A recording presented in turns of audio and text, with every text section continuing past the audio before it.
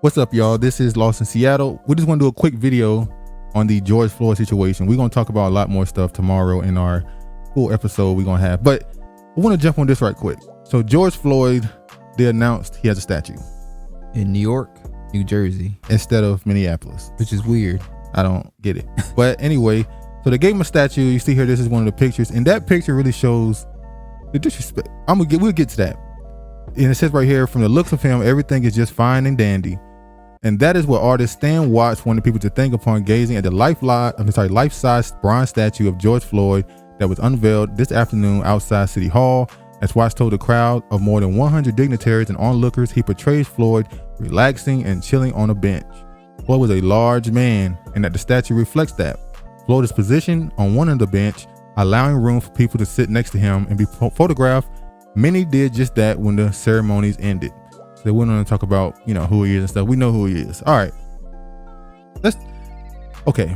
Regardless of what you think about George Floyd, the politics side of it, who he was as a person, regardless, he was murdered. He deserved a guilty verdict.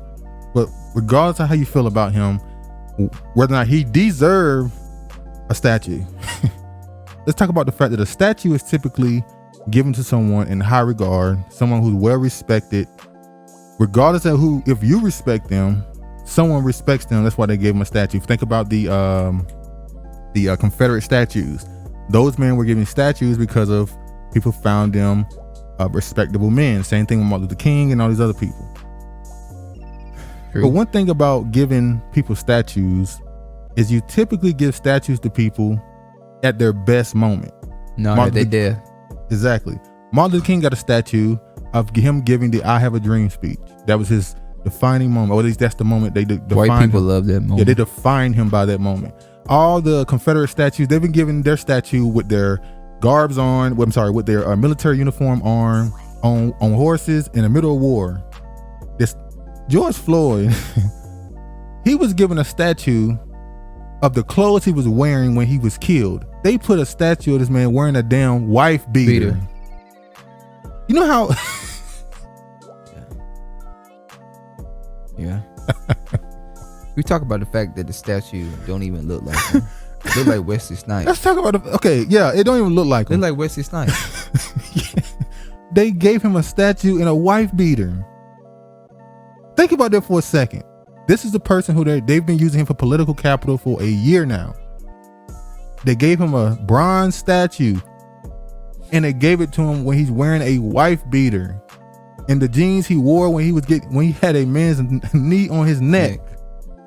They then went on to say, we're going to release videos of black success that last 8 minutes 46 seconds to reclaim the time. And it's like, what? This shit is goofy. What? Why do they think they can get away with just doing this dumb shit to us? It's insane. They give you everything except for what you want. Exactly. Which is reparations. Look at Juneteenth. They just passed that holiday yesterday. We're going to talk about that Saturday too. Be there. Yeah. Please watch the video. I have a Texan I work with and she wasn't too keen on that. And we also saw what Judge Joe Brown had to say. We're going to talk about that too. But it's just so disrespectful, regardless if you think he deserved a statue, for them to give him a statue in the clothes he was killed in. So you're basically saying when you give somebody a statue, like I said, that's the defining moment. You're basically saying out of his whole life, the only moment that mattered is when he died. Yep, his life only mattered when he wasn't no longer here. So to his family should have not okayed this. They should at least, if you're gonna give him a statue, give him a bust statue, no body, just his face, instead of giving him a body statue and put him in a damn wife beater. I don't know, man. Somehow they get away with doing this shit. And let's talk about why this dude got his hand on this man's thigh. Whoa there, sir.